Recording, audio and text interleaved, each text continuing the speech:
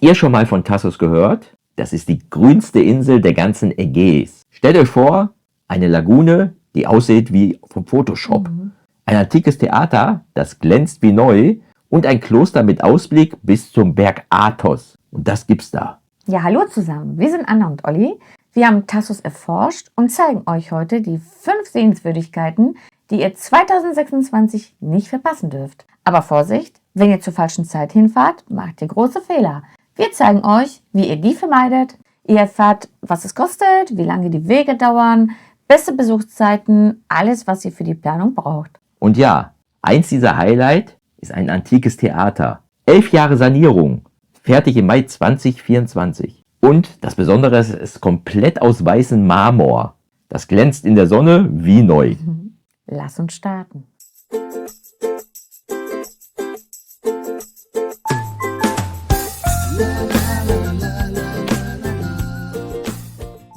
Die Giolla Lagune ist ein natürliches Felsbecken direkt am Meer. 20 Meter lang, 15 Meter breit, 3 Meter tief. Das Wasser ist spürbar wärmer als das offene Meer und kristallklar.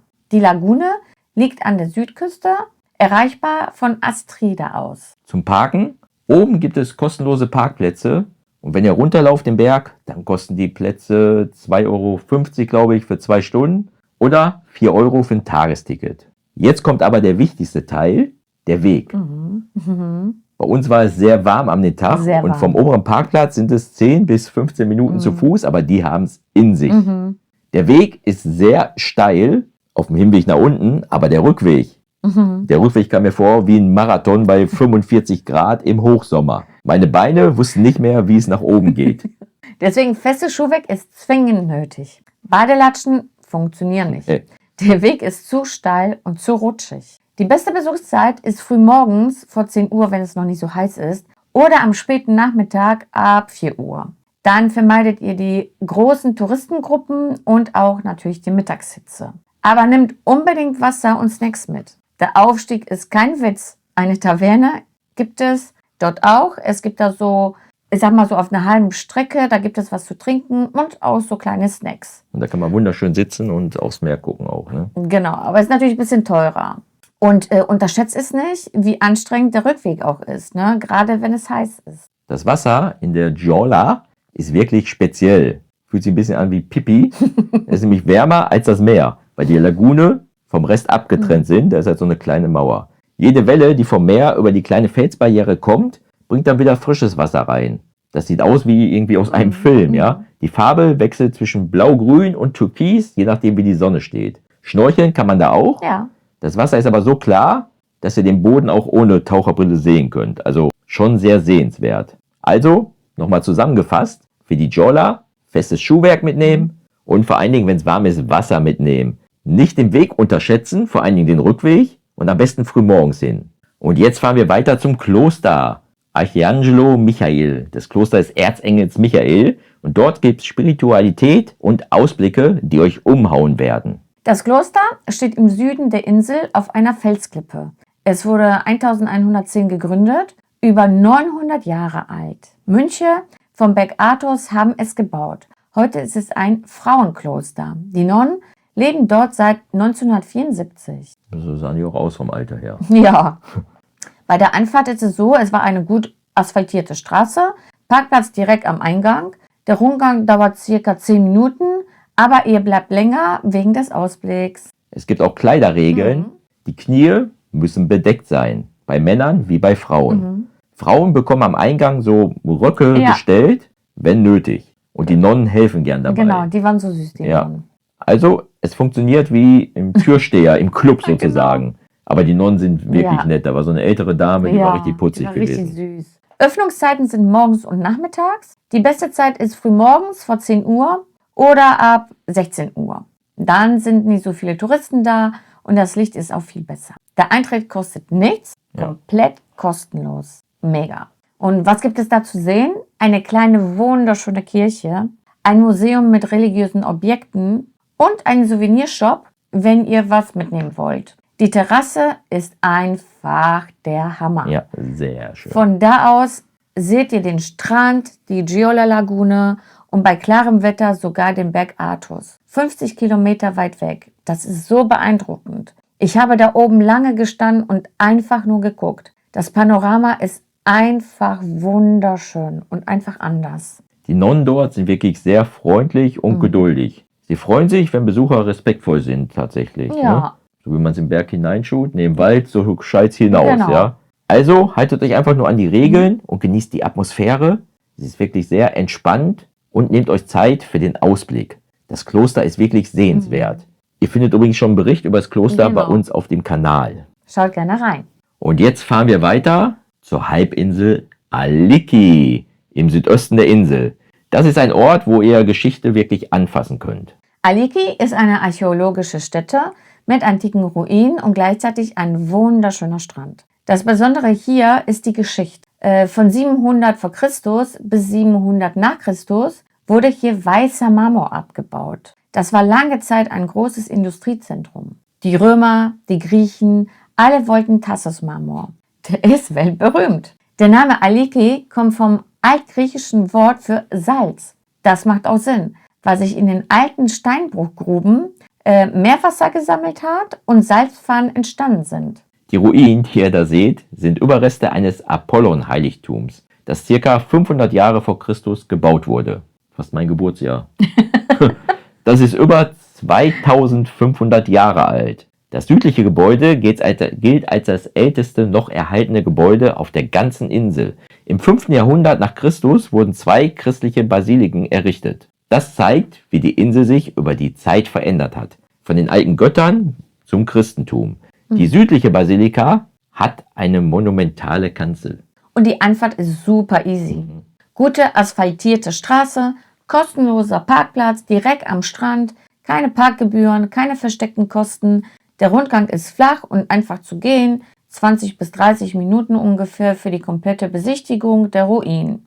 Das ist machbar für alle Altersgruppen. Und der Strand selbst, kristallklares Wasser und sehr weißer Sand. Mir hat es wirklich sehr, sehr gut gefallen. Umgeben von antiken Steinbrüchen und Ruinen. Das ist nicht irgendein Strand, das ist ein Ort mit Geschichte unter den Füßen. Eine Taverne direkt am Strand, wo ihr was trinken und essen könnt. Nicht teuer, ganz entspannt. Schatten durch Bäume, ideal zum Schnorcheln. Das Wasser ist so klar, dass ihr unter Wasser gut fotografieren könnt. Die gefluteten Steinbrüche sind ein visuelles Mahnmal für 1400 Jahre Arbeit. Die beste Besuchszeit ist morgens vor 11 Uhr oder ab 16 Uhr. Mittags wird es sehr heiß und sehr voll. Nehmt Wasser unbedingt mit und Sonnenschutz. Schuhe sind wichtig, die Steine sind scharf. Eine Kamera für Unterwasserfotos ist auch eine gute Idee. Sehr gute Idee. Aliki ist perfekt, wenn ihr Geschichte und Strand kombinieren wollt. Das ist wirklich einer der schönsten Orte auf Tassos. Und jetzt fahren wir ins Bergdorf Panagia, wo die Zeit stillzustehen scheint. Panagia ist ein historisches Bergdorf im Zentrum der Insel. 600 Jahre alt. Das Dorf war früher sogar die Hauptstadt von Tassos. Heute hat es ca. 800 Einwohner. Es ist wie in einer anderen Zeitreise. Die Architektur ist traditionell, die Gassen sind sehr eng und überall seht ihr Quellen und Brunnen. Das Dorf ist berühmt für sein Kanalsystem. Wasser fließt durch die Gassen. Das ist praktisch und wunderschön zugleich. Das Wasser dort kommt aus den Gebirgsquellen und speist die Gärten und Felder. Ein sehr intelligentes System. Die Anfahrt ist zentral gelegen, gute Straße, kostenloses Parken im Dorfzentrum oder auf der Straße. Der Spaziergang durch die Gassen dauert 30 bis 45 Minuten, wenn ihr es entspannt angeht. Aber ihr werdet da viel länger bleiben, weil jede Ecke fotogen ist. Im Dorfzentrum steht die Marienkirche, 1831 erbaut. Der Eintritt kostet nichts. Was du alles weißt, hör mal. Krass. Die traditionellen Tavernen dort sind wirklich super. Man findet dort immer irgendwie was zu essen und der Flair ist traditionell. Ja, hier könnt ihr echte lokale Küche probieren. Nicht so touristisches Zeug. Und östlich des Dorfes, da findet ihr die Drachenhöhle, die Dragotrypa. Eine Höhle mit Stalaktiten und Stalagmiten. Fledermäuse findet ihr da auch. Ihr braucht da unbedingt eine starke Taschenlampe, weil es im Inneren sehr, sehr dunkel ist. Und jetzt kommen wir schon zu unserem letzten Highlight auf Tassos. Und da gehen wir ins Theater, das antike Theater von Lemenas. Das ist der Ort, von dem wir euch am Anfang erzählt haben. 11 Jahre Sanierung, fertig im Mai 2024. Das Theater wurde im 4. Jahrhundert vor Christus gebaut, in der hellenistischen Zeit. Später, unter den Römern, wurde es zur Arena umgebaut für Tierhetzen und Gladiatorenkämpfe. Die ganze Sanierung ist mit lokalem weißen Tassos-Marmor gemacht worden. Die glänzt in der Sonne wie neu. Komplett strahlend weiß. Das ist nicht billig gemacht worden, aber jetzt ist es fertig und beeindruckend. Und ihr braucht auf jeden Fall eine Sonnenbrille, weil es so glänzt. Die Anfahrt ist relativ einfach. Limenas ist die Hauptstadt von Tassos und dort gibt es gute Straßen. Parkplätze sind auf jeden Fall in der Nähe. Die gibt es sowohl kostenpflichtig wie auch kostenlos. Öffnungszeiten im Winter sind 8:30 Uhr bis 15:30 Uhr und im Sommer 8 Uhr bis 20 Uhr. Dienstags ist es geschlossen. Der Eintritt kostet ca. 4 Euro für Erwachsene und 2 Euro ermäßigt. Ein sehr fairer Preis. Der Rundgang dauert 30 bis 45 Minuten. Die Sitzreihen sind begehbar.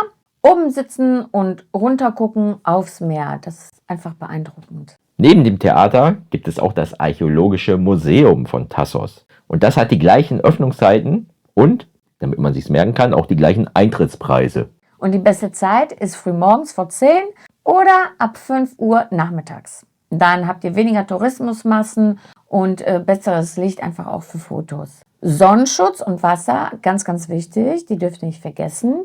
Und die Marmorsitze sind auch sehr, sehr heiß, das müsst ihr auch heißen wissen. Hintern. Ja, deswegen festes Schuhwerk ist nötig, weil die Marmorblöcke glatt sind. Eine gute Kamera hilft natürlich, um die Details des Marmors einfach zu zeigen. Das Theater ist wirklich sehr beeindruckend. Das ist nicht nur Archäologie, das ist ein Ort, wo ihr Geschichte anfassen könnt. So, ihr Lieben, nochmal die wichtigsten Planungstipps zusammengefasst. Fahrt früh morgens hin, am besten vor 10 Uhr. Das macht den größten Unterschied. Nehmt festes Schuhwerk mit, besonders für die Giolla und die Ruinen in Aliki. Wasser und Sonnenschutz sind Pflicht. Auf jeden Fall. Und wenn ihr online bucht, spart ihr oft Parkgebühren. Die Anreise läuft über die Fähre von Keramoti und die fährt stündlich. So 30 bis 40 Minuten und ihr seid in Limenas. Das ist super unkompliziert. Und jetzt noch der wichtigste Part. Jetzt seid ihr gefragt. Schreibt in die Kommentare, welcher dieser 5 Orte euch am meisten reizt. Giolla, das Kloster, Aliki, Pannaccia oder vielleicht das Theater. Wir lesen eure Antworten und antworten gerne. Wenn euch das Video gefallen hat, lasst einen Daumen nach oben da. Das hilft uns mega. Und noch wichtiger, was uns noch mehr hilft, abonniert unseren Kanal, damit ihr unsere nächsten Reisevideos nicht mehr verpasst. Noch ein kurzer Tipp. Ihr findet zu den verschiedensten Sachen, die wir gezeigt haben, auch schon Videos auf unserem Kanal. Die haben wir aufgenommen, zumindest da, wo wir jetzt die Kamera mit hatten und gefilmt haben. Und auch zur Fährüberfahrt findet ihr bei uns ein Video. Ja, da könnt ihr die Fähre sehen, von Keramoti nach Limenas. Da haben wir die ganze Fahrt halt gefilmt. Eine tolle Fahrt. Ja. Sehr empfehlenswert. Dann wünschen wir euch ein schönes Reisen, wenn ihr auf Tassos fahrt. Genau, und Tassos. ganz viel Spaß bei den ganzen Sehenswürdigkeiten. Dann viel Spaß auf Tassos. Und wie gesagt, schreibt uns gerne rein, was ist euer Highlight von denen, die wir genannt haben oder von denen, die wir auch nicht genannt haben. Wir freuen uns immer über weitere Tipps. Richtig. Schönes Reisen, euer Olli. Und eure Anna. Ciao. Ciao.